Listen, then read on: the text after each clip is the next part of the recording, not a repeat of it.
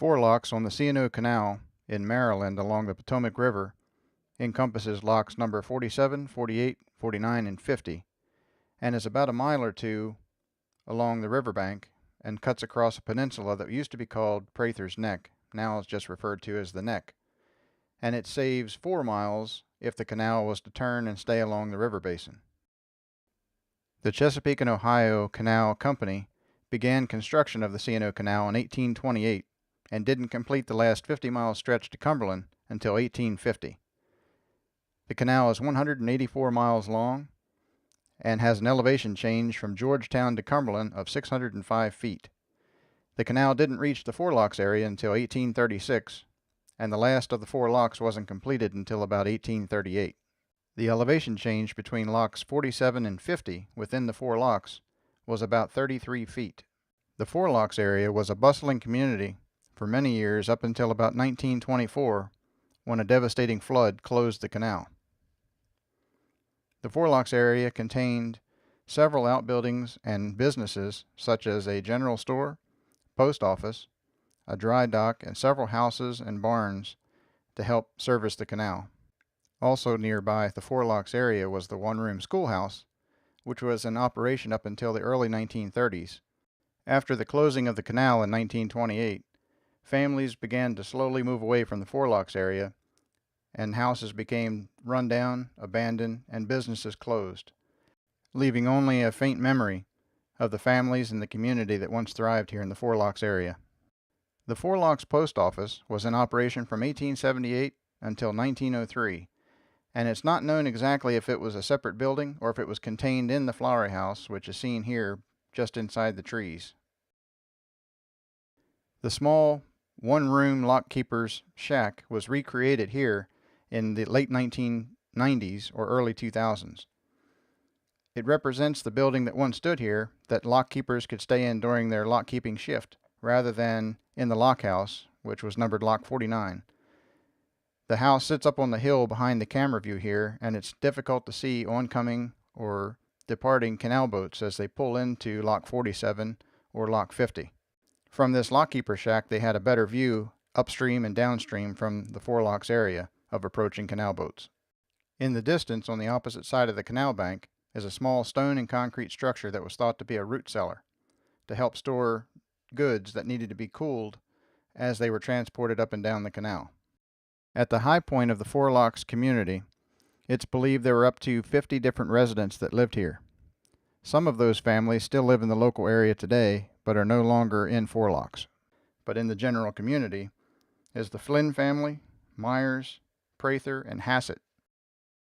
This white barn, according to the Park Service website, was referred to as a mule barn, presumably for the mules that were the power for pulling the canal boats up and down the canal from Georgetown to Cumberland. This barn, I remember when I was younger, was rehabbed in the late 1990s or early 2000s, including they put a new cedar shake roof on top.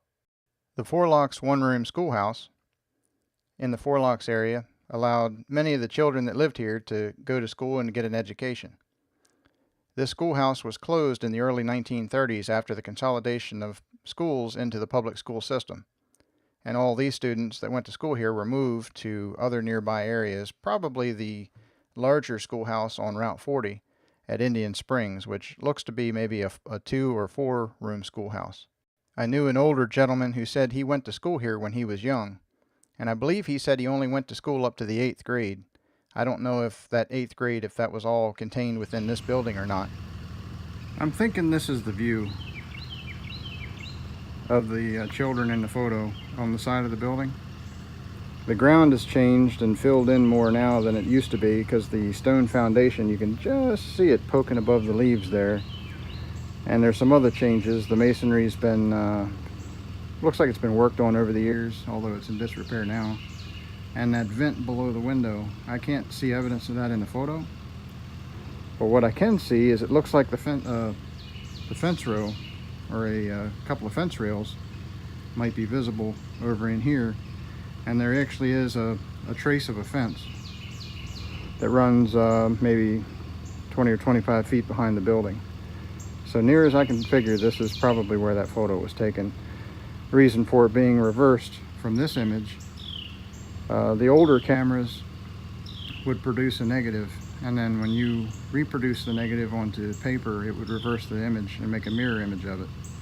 I'm not exactly sure when that changed, probably early 1900s, I'm thinking, which would put that photograph right around that same time. So that's plausible, at least. So this is where I think it is. I originally thought it might have been on the front of the building, but the front of the building, the masonry, there's a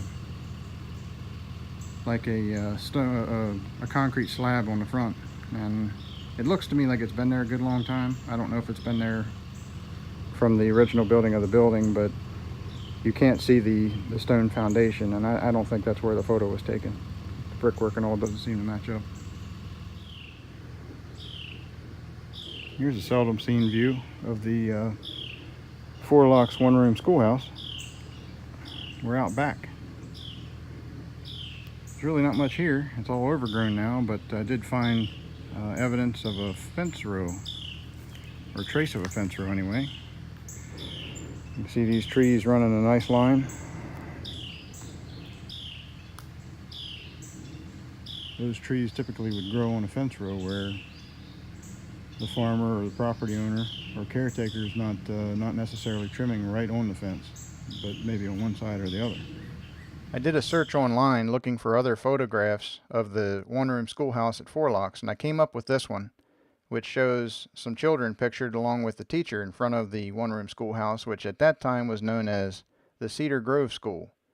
It also says that it was closed in 1943, where I originally thought it was closed in the early 1930s. I guess it's possible it stayed in operation a little longer, being that it was at that time a more remote location. But along with this article, one of the things mentioned here was that the teacher in 1880 was paid $240 a year, which at that time would be a considerable amount. It also says that the one-room schoolhouse taught up to 8 grades, or up to the 8th grade, which supports what the elderly gentleman told me when he went to school here. And I thought that he said he had gone to school up to the 8th grade. So it's very possible that this was his school from the start of his school career to the end. It's pretty interesting.